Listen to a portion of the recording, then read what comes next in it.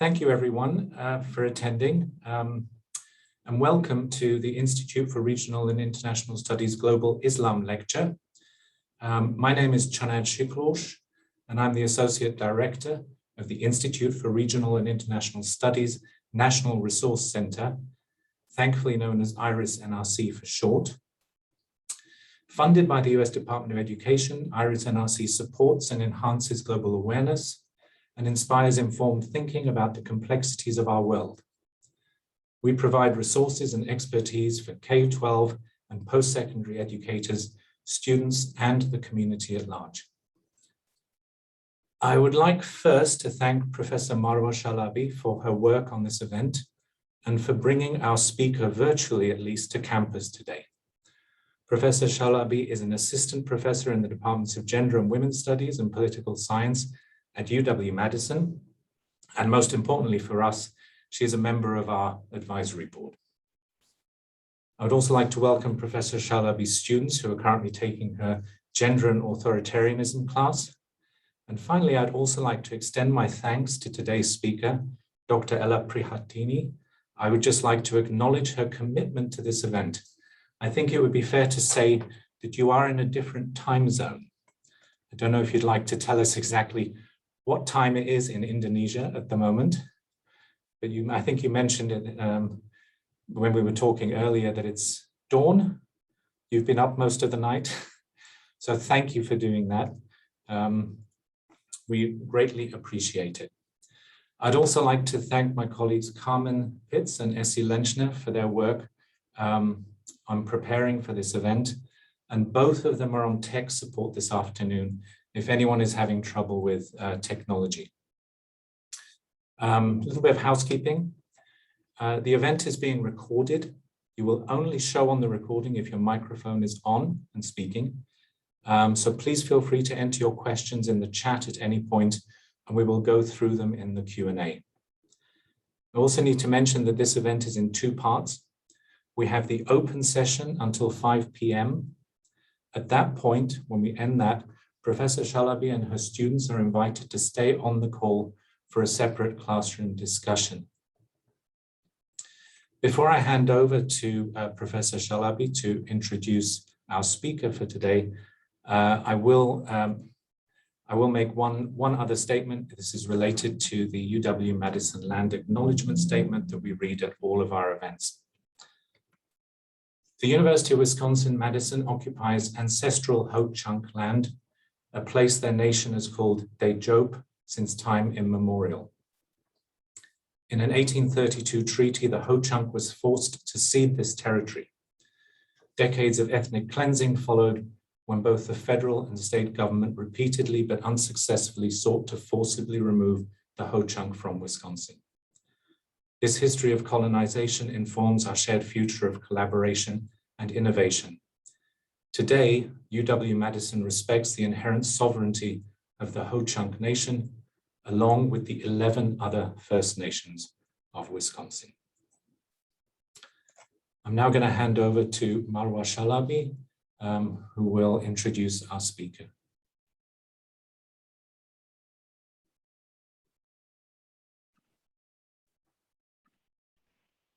Good afternoon, everyone.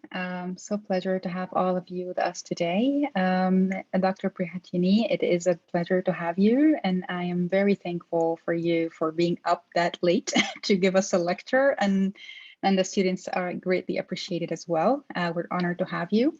Just a brief introduction. You did I was looking at your bio in the morning, and you did so many great things. I'm not sure I'll be able to cover all. I'll give you be fair to all the great things that you did, but I will try to be as brief as possible.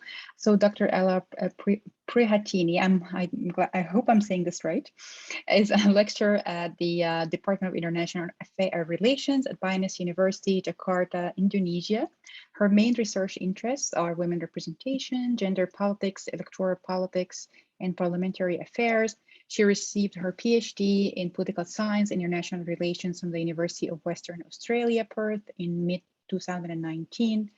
And she received extensive data gathering and reporting training in many countries, including Japan, Australia, Qatar, and the UK.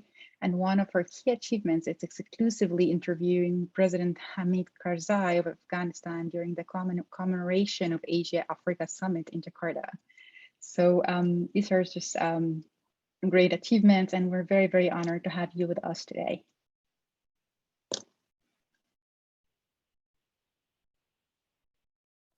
Thank you so much, everyone. Thank you especially to Professor Salabi for your kind and generous invitation to me as an Indonesian scholar. And it's been a great, it is an honor for me to be here and to speak with you, although we have 12 hours apart. So in Jakarta now, it's just about subuh time. So this is dawn time in Indonesia. So I'm really looking forward to this event. So I hope that our meeting is going to be as much as insightful, but also engaging for all of us here. Thank you so much, Professor. And Sanat as well. Thank you so much. And Carmen and Essie. Yes, do you want me to start now? Okay. Yes, yes, please. If you'd all like right. to share your presentation, it would be great. Yeah. All right. So probably when Professor Salabi gave you the introduction, you might be wondering, what am I doing with Hamid Karzai? So it was back in 2005. So my first career was not academic. My first career was as a journalist. So I have a 10 years background in journalism. And then, I did my master's degree and then PhD, and then I becoming a serious academic after that. So there's a, before academic kind of life where I learn about meeting new people every day and learning about what's interesting to write about. So, and I decided to focus my research on women's participation in politics in Indonesia and in Asia as a context.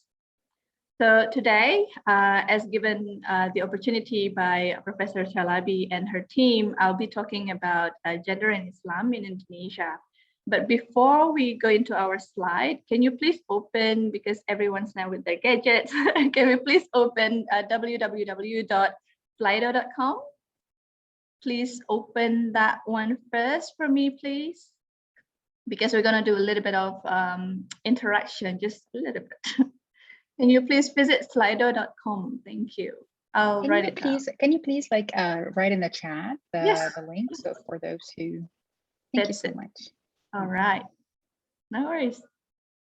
Okay, just hang in there, and then we'll start with the presentation once you are ready with Slido. Okay, so now I'm using the slides. So this is my slide for today. Gender and Islam in Indonesia. So this is a reflection on party nomination in legislative elections. This presentation is some sort of a summary from a paper that I published with Politics and Gender, one of my PhD papers. So in this paper, let me give you an overview of the presentation. So party nomination will be the second part of this presentation, but the first part will be about women's political representation in Indonesia. How we have achieved so far, and then what are the the dynamics in achieving gender parity in political representation. Excuse me. Right, a little bit about myself. My name is Ella Prihatini. It's just the way how you write it, the way you pronounce it. No drama, no tricks. Full-time lecturer at the International Relations Department, Binus University, Jakarta. And then I've been working extensively on women's political representation, but also now expanding the scope of the research to women in cabinet in Indonesia, because it's also a study that I'm really looking forward to it. But now we'll be only talking about women's participation in the parliament. We've covered this one, and then we can proceed to the next slide. Yep, so as I said, there are two sections of this presentation. The first one is the political representation, an overview of how we're doing today, and then the background of political representation for women. And then the second part will be about party nomination in legislative elections since the reform era. And then next, please. And then, yes, a little bit about myself, and I think it's quite sufficient. And then next. Right now we are in the Slido, everyone. Can you please jump into Slido and I can start. Yay, I can start seeing your answers now, and we'll keep it alive. So you can always think about first thought about Indonesia, whatever that is. It's coming in now. And then I can see, hold on, 1, 2, 3, 4, 5, 6, 7 people participated. Come on, keep it coming. So tell me about your first thought about Indonesia. By the end of the presentation, I will try to send you the result of your answers. All right. Next, let's see the next slide, please.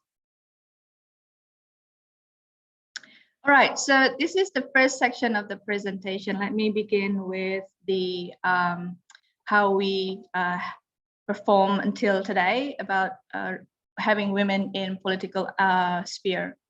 So as you know that Indonesia is considered to be quite a relatively young country in a sense that it has it gained its independence in 1945 from the Dutch colonialization, and that's also marked a new avenue for women in politics in one of the largest countries in Asia. And in 1945, we also witnessed the fact that men and women are working together and to achieve this independence from the Dutch colonization. Given the background of the diversity of the country, yes, one participant saying the extremely diverse, exactly. Indonesia is very diverse, and it's not uncommon to see, you know, even in a family you have different you know, faith in a family. So that's just how diverse we are, despite all the, you know, all the information that's spread out about you know, intolerance and everything. I don't think that's representing, you know, every single Indonesians in that respect. So I can speak on my own behalf, like looking from my experience with my family and extended families, that we are very diverse in so many aspects. And then given the independence in 1945, then one might argue like men and women are equally, you know, participating in supporting the new, you know, the new country called Indonesia. But then how is that, you know, continue to shape how women, you know, participate in political realm? But that's what we're going to talk in a couple of slides. So in Indonesia, though, it's in our constitution that allows us to be part of all the, you know, all the activities, regardless, you know, what kind of background or race that you have. So it's ruled in the constitution, but somehow there are some obstacles coming in the way, and that's also some are structural, some are cultural, and some are you know, more of financial in a sense. And I'm going to discuss that throughout my presentation.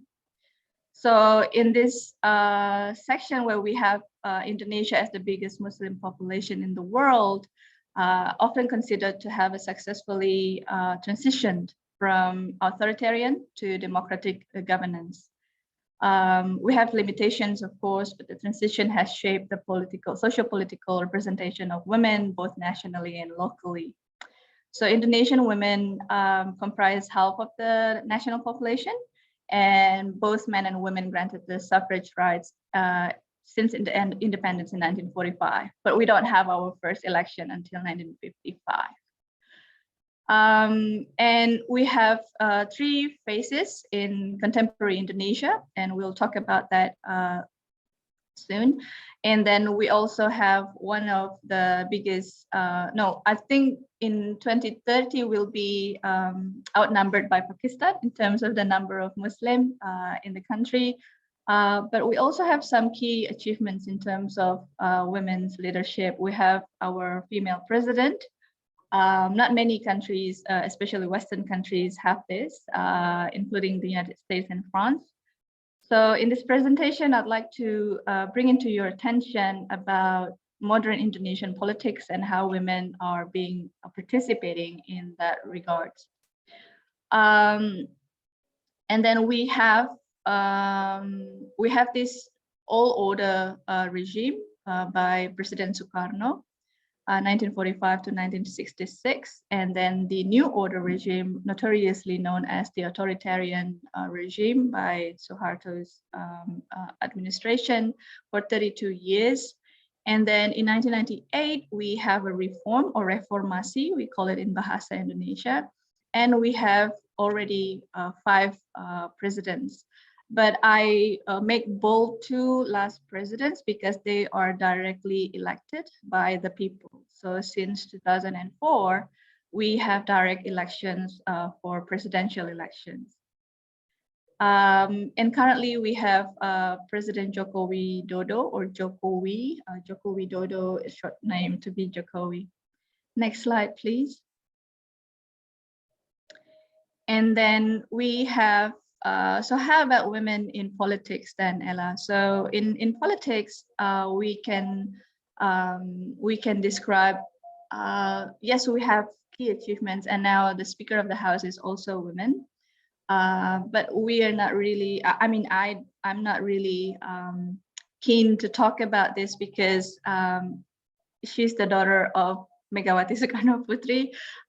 There's a strong connection, familial ties, and that's making, you know, it seems to be this achievement is not as, you know, as encouraging as we would expect. So yes, we have first female president, and she serves July 2001 until October 2004.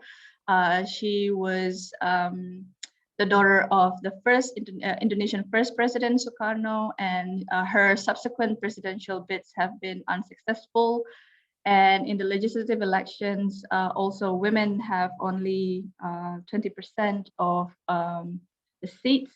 And we're looking at the persistent obstacles that we are facing in Indonesia. But my second part of the presentation will elaborate more about how Islam is shaping these obstacles, whether it is an obstacle or not.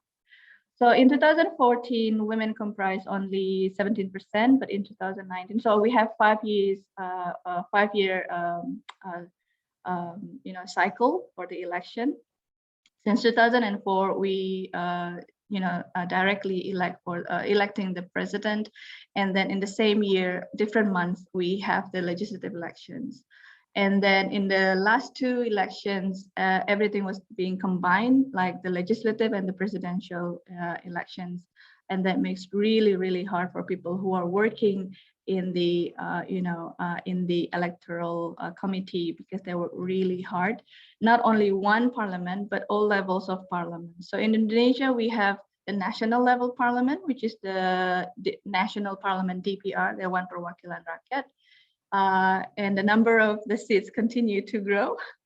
And then the provincial level, and then we have the city level, and then the district level. So sometimes in one legislative elections, we'll be looking at 3 or 4 ballot sheets.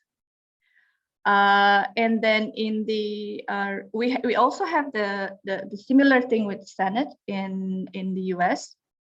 So we call it as the regional representative councils. So we have 4 representatives from each province, and regardless the size of the population. So they are being also directly elected by the people, but in terms of their power in, you know, in lawmaking or in, you know, in doing the, you know, the observation as well as recommending policies, they are way weaker than the DPR. So the DPR is the main body. Currently, there are 575 seats. And then the DPD or the regional representative councils are way smaller in terms of numbers. but women are better performing there, almost 30% in the DPD.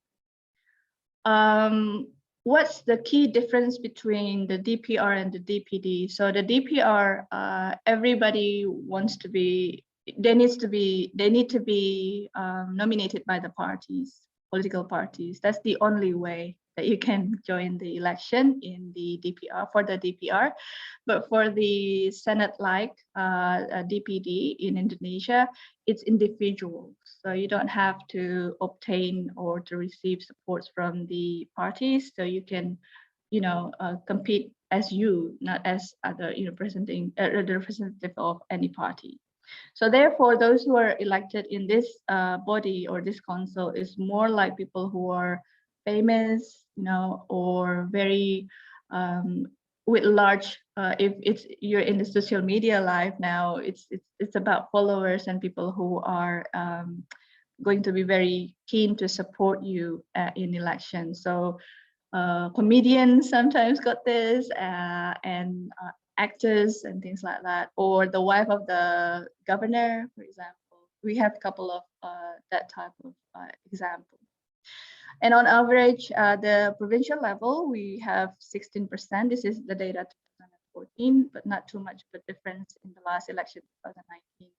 And then the municipality, only 14%. And next, please. Right, so between these three phases of regimes, we call it, we have different approaches. We can simplify it into this graphic. So the first one, which is the old order regime under the Sukarno's administration, the 1945, 1966. Yes, we have equal political rights. That's under the 1945 Constitution. There's no doubt that we ensure that men and women have the same rights in terms of being nominated or to run for office. There's no drama there. And then during the old order regime as well, we have female cabinet ministers. They oversaw the social and labor ministries. So both are very profoundly strong in terms of making the benchmarking for later female cabinet ministers. Both are very strong in terms of symbolically suggesting that women are in part of decision-making processes in the state level. So we have female ministers. And also, as I said earlier, we only had our first election 10 years after the independence, because you know that in 1948, the Dutch came back and thinking that they can take over Indonesia again for the second time. But then we resist, and through diplomacy, we can also gain support from our neighboring countries, including Australia and other countries in Middle East and Northern Africa.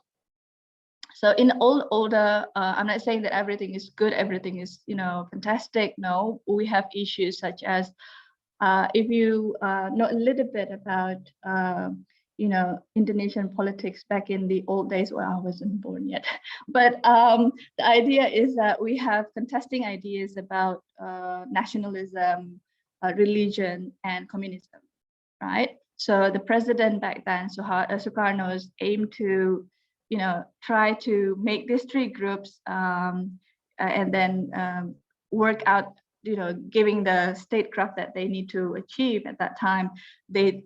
President Sukarno at that time thinking that, oh, maybe we can, join them in a forum in which that they can work together and to create this new state into a better place to live in. But eventually that's not always working. Then I'm gonna shift to the second phase of Indonesian politics in a modern era. So in 1966, it is notoriously the dark days of Indonesian politics as well as for Indonesians, because in 1965, we have this military putsch in which that CIA reported almost 1 million people got killed following the failed coup that then attempted. And then some saying that it's because of the Communist Party, Indonesian Communist Party, who is strongly affiliated with the Beijing administration, and then they tried to replace Sukarno with somebody else, and then they failed. And following to that is a strong sexual slander. So what I'm saying here is that in 1965, it was a failed coup. Couple of generals got killed because of, they perceived to be those who are in a way to change the president, right? But following to that, people, there's a strong propaganda suggesting that this is because of the Communist Party, Indonesian Communist parties, and therefore we must kill them. We must kill all the, all the members of the party, all the, people who are interested in their ideas. We need to kill them, and especially for women. There's a long study. There's a huge, there's a body of research about women in Indonesia post 1965, because it becomes a sexual slander. Like, if you're a woman, are you a communist? That's the strongest direct accusation. Is it because you're a communist? You're so into politics, and people, especially women, tend to be afraid of expressing their ideas politically because that label. So women being too active in politics will be, just directly suggested as the member of the Communist Party, but we are not all Communist Party members. But that's the label that the new government is putting onto women's political representation in politics. At the same time, not only labeling how negative it is to be actively engaged in politics, but also they created what's so-called state ibuism. So ibu is in the Indonesian language for mother. So the state ibuism means that there's a strong stereotyping. The propaganda is this, like, if it's male, men will do much better than women in dealing with politics, and then women should come back to their house and concentrate on what they are there for. Such as, so the father is the president, right? Suharto, and then labeled as the president of the the president was labeled as the father of development. So the father of development, I'm just directly translating that, Bapak Pembangunan, or the father of development. And then women are, being very strongly, suggested to be women who good women are those who are working in their homes, and then, raising their kids, feeding the family, etc. So the state ibuism is very well entrenched during this 32 years of new order. Interestingly, this is where we also are very interested to talk about where we see the depoliticization of Islam. So meaning that learning from how things can go very, very brutal in terms of nationalism combined with Islam and combined with communism, that they don't work. Then Islam should also be oppressed by the new order. So there's only one party that allowed to be representing themselves as the Islamist party, which is PPP, and currently still now they are sitting in parliament. And there's no other parties. It used to be a couple of Islamic or Islamist parties, but then during the new order, there's only one.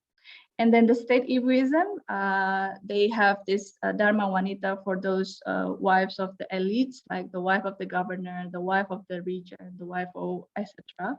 And Dharma Pertiwi is for those the association for women who are married to military personnel or military elites. And PKK stands for the local women's groups in the levels such as villages and until the provincial level.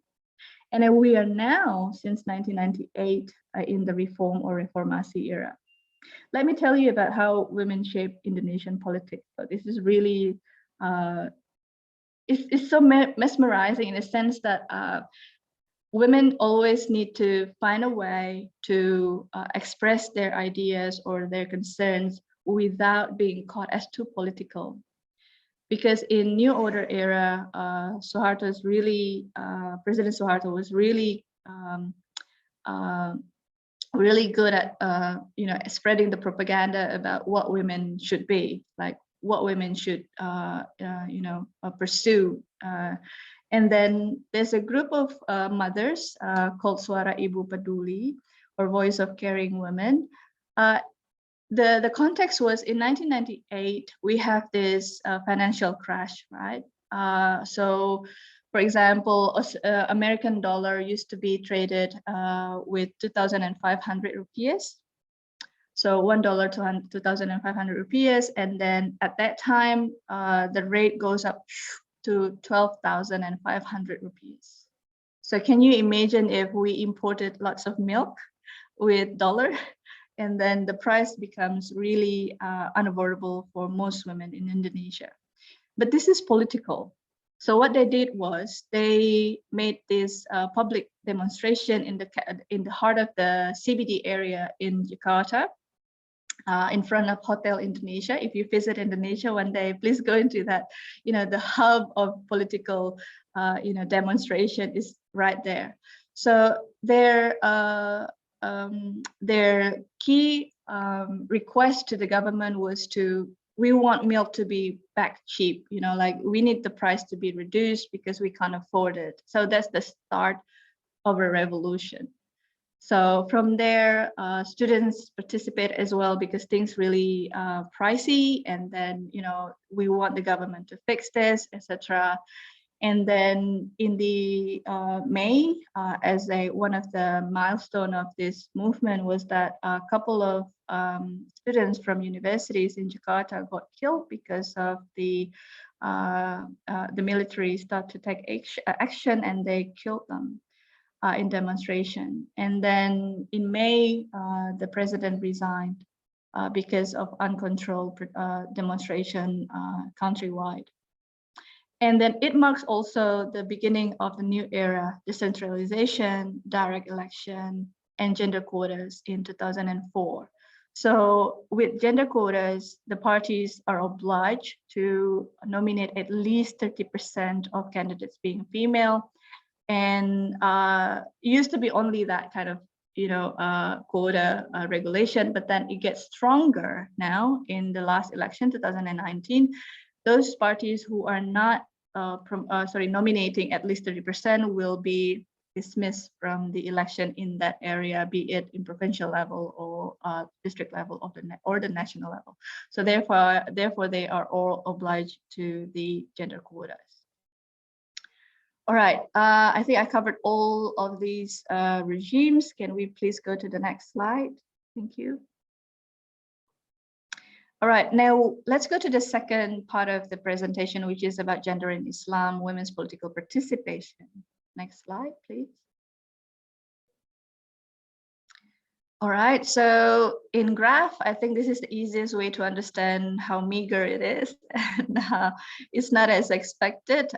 Since 2004, I said before that we have the gender quotas, but the result was not really high, is only 11%, and then 17%, 18%, 17%, and 20%. One might argue that there's something that we need to fix. Is there something that we need to fix with the quotas, or is it the implementation? Because, you know, if you read the literature on gender quotas, it should help women to get nomination.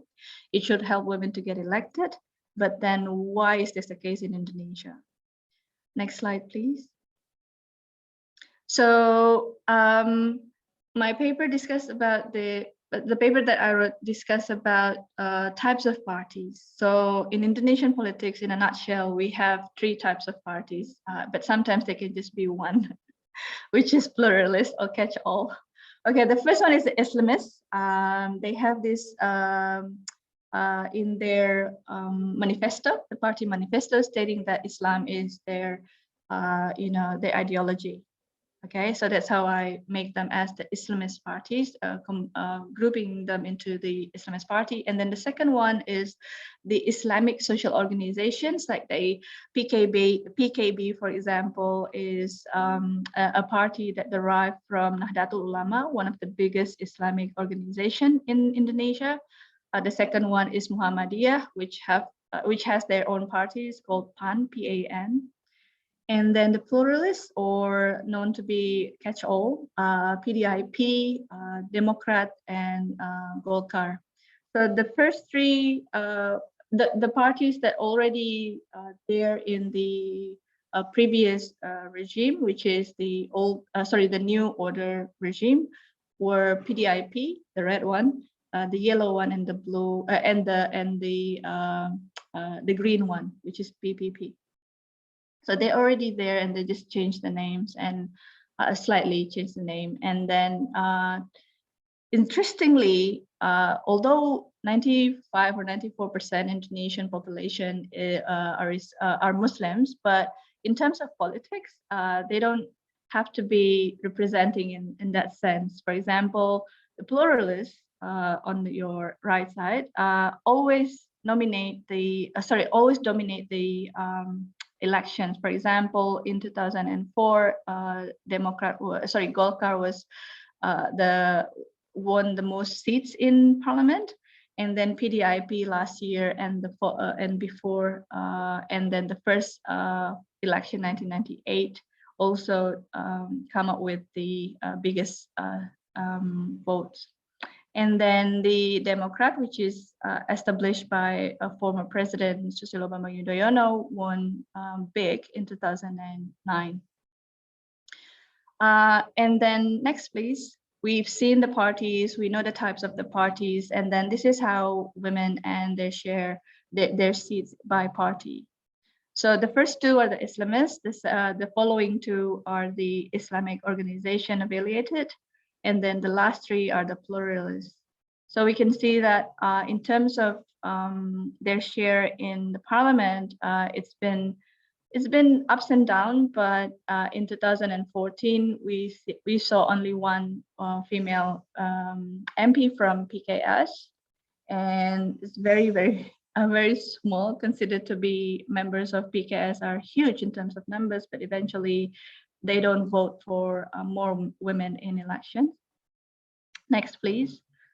And then female candidates nomination by party. The main idea from the paper was that either that's an Islamist or Islamic organization or the pluralist party, they tend to perform equally poor in terms of nominating women in the first spot on the ballot sheet. Let me repeat. So whatever type of the parties, they are performing really poor in terms of nominating women in the first position or the top of the party list. All of them are performing really badly. But of course, they also nominate more women throughout the years because of the regulations put forward. Let us see the PPP and the PKS, for example. The number of candidates increased sharply for PPP, but also same goes with the Democrat on the far right. And then in the middle of it, we see that the trend is increasing, but yeah, in terms of nominating women, if you put women not on the first spot, then the first spot gave you like 80% of chance getting elected. So it's really high in terms of probability of getting elected. So therefore, if you not put women in the first spot, then their opportunity to win is going lesser and lesser. The next slide, please.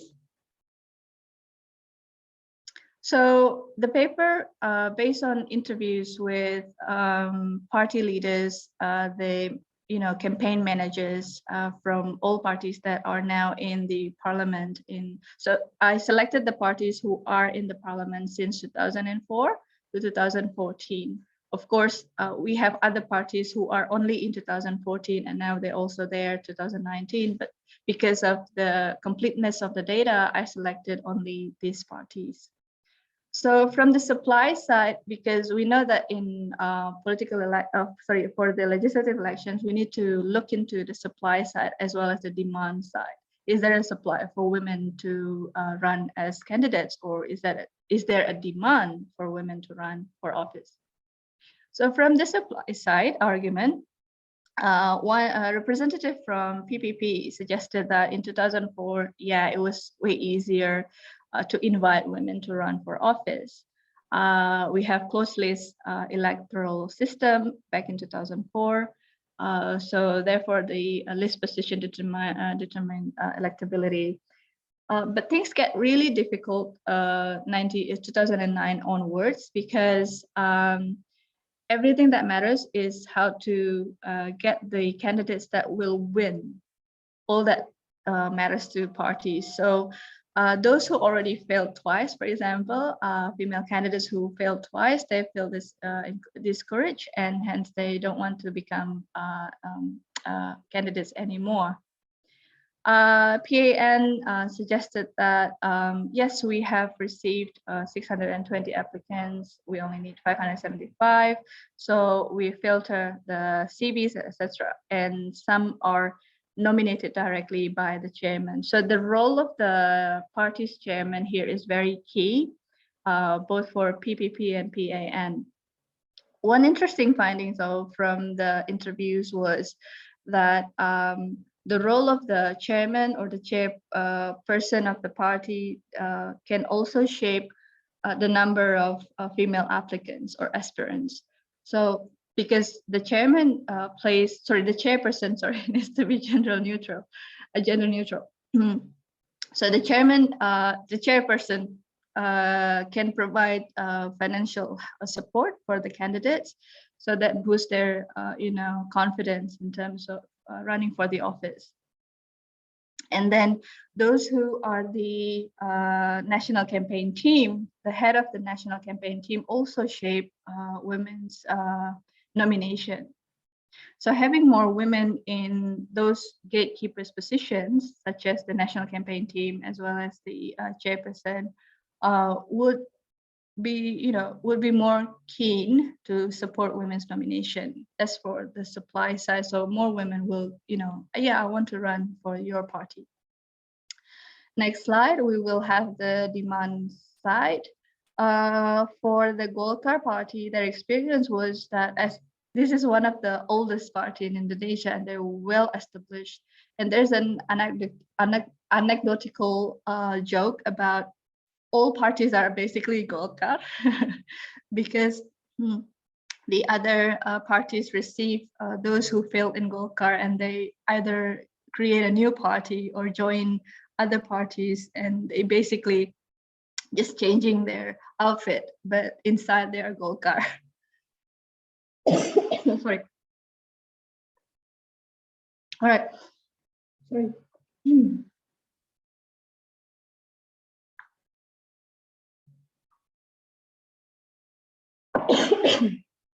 All right, I'm gonna wrap up this really quick because I want to hear your questions. Sorry. And then for PK, as I said, they have no problems with nominating women because they have lots of members. Next slide, please. But there are issues with nominations. First one is the list positions. As I said earlier, that parties tend to select women if they have the power to be the magnet for the party, because the first on the list will be signaling to the voters that this is the most prominent candidate, so you should go with the first on the list. So therefore, if we want to nominate women as number one, then that women should be very, very good at vote gathering. A study by Sherlock in 2012 suggests that there's a dowry money to boost the party's election campaign coffers. So those who want to run in political, in legislative elections, they need to pay a certain amount of money. And in the PPP experience, they call it as the witness fee. This is really interesting about what happens when ideology doesn't really matter in legislative elections. The next slide, please. Right. So everything in a nutshell is that legislative elections become really expensive and it gets more and more expensive. Why? Because, for example, in PPP, one of the Islamist parties in Indonesia, one of the candidates, she got the first spot on the list, on the party list. She has to pay minimum of 500 million or equivalent to 35,000 US dollars just to get the nomination. That's a price tag to get the top spot. And the reason why she did it, because she said that the party needs money. And therefore, she has no hesitation to pay the price tag. The money here that we're talking about is the money to secure that parties will get their votes without corruption by the process. So yes, it's really staggering. So for example, we're looking at witness fee. In Indonesia, the polling stations number is about probably 800,000 polling stations countrywide. So if you are looking at the integrity of the election, my respondents, some of them are strongly suggesting that we have to follow closely the number of votes that you obtain from each electoral pool. So for the polling, from the polling station. So you have to follow through day by day, minute by minute, because sometimes your number got really, staggeringly corrupted in a sense. So each party, they pay witnesses. For example, let's say if you're looking at one person, payment is like $10, for example, in American dollar, $10 per person. Please monitor the this station, etc. And then who's going to pay for that? So the candidates must support that kind of expenses, they said. Yes, there are some hesitations, but most of them are finding it rational in a way that, yes, we need to do this because we want that our votes are not getting corrupted. So there's an issue more about the integrity rather than ideology, I would say. Sorry. So for the example by the respondent suggesting that the price is too steep and it is prohibitively expensive. Most women cannot afford this. Definitely, it's like you have to sell a house to get this money, and we don't really know that if you're gonna win or not. And she eventually lost, the one that I interviewed, and she said that, well, it's a political cost and we have to pay. This is only to get the number from the party. So to conclude that, I would like to share with you that yes, Islam shapes women's representation and politics in Indonesia in so many ways, but witnessing the election so far, we could argue that I think it's more on the system that prohibitively expensive for women.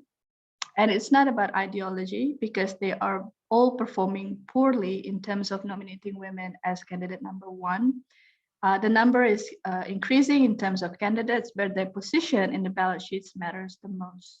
And we don't see it in Indonesia, and probably not in the horizon just yet.